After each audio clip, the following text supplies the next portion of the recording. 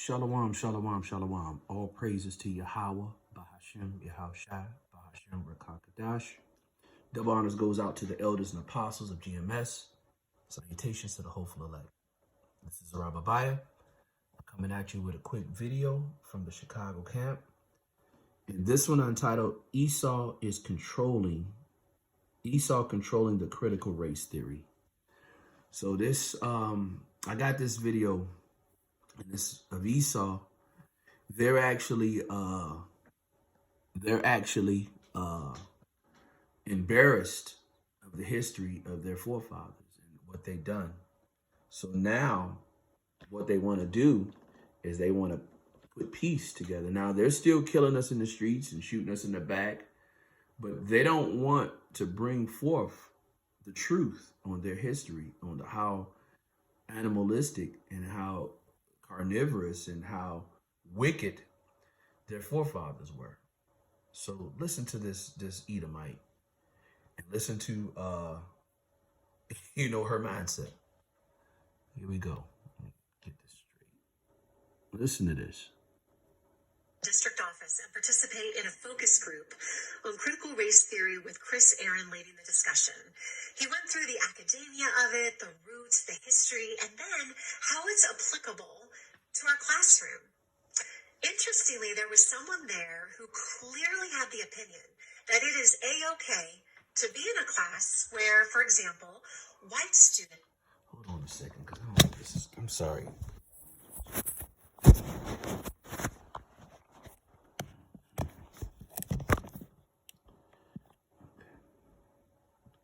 Okay, let's keep it going. Feel the shame of their patriarchy. She pretty much argued for the fact that because of our historical past, they should be made to feel uncomfortable, feel some of that guilt. I find that disingenuous and a flawed way of thinking because this is the thing. If you look at all of history, every skin color has both been a slave and owned a slave. Black slave traders actually sold their people, and trafficking still goes on today. It's all wrong on every level. Now, I am all for discussions that aren't censored. However, it is important for our students in a classroom to not feel like they're the oppressed or the oppressor. That is dividing within an ideology that does not educate. So let's talk about true history, but then let's talk about how important it is to develop one's character moving forward, appreciating other people's ethnicities, and realizing here in America, in the last 50 years, made great strides in breaking through issues of racism. We need to move out believing in one another, believing in the opportunity that we each have, and never want our students to be divided and bitter and revengeful. That's not the right way to educate our kids. And it's why we're talking about this issue at TVUSD. So please come on out Wednesday night, 5:45 p.m. to hear the experts and have your questions answered. We'll see you there. Okay. Well, first of all, I want to correct her. She said that the black people sold their own people into slavery. That's a lie. The Africans sold the Negroes, the Israelites, into slavery. Those are two different people. So I wanted to correct that. That was something that stood out to me. And so I want to correct that. I want to go to a quick scripture, then I'm gonna go back to the video. I want to just... Psalms chapter 50, verse 21. It says, "These things that thou hast done, and I have kept silent. Thou thoughtest that I was altogether such as one with thyself. But I will reprove, I will correct thee, I will reprove thee, and set in order before thy eyes." So what's happening is they're being corrected through the Spirit, through what's going on, and they feel embarrassed about the actions of their forefathers. They were animals, and to bring out the truth on what happened during that time would show what type of people they are now and in the past.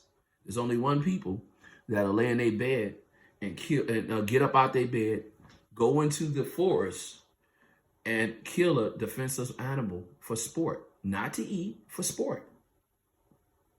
That's what these people do.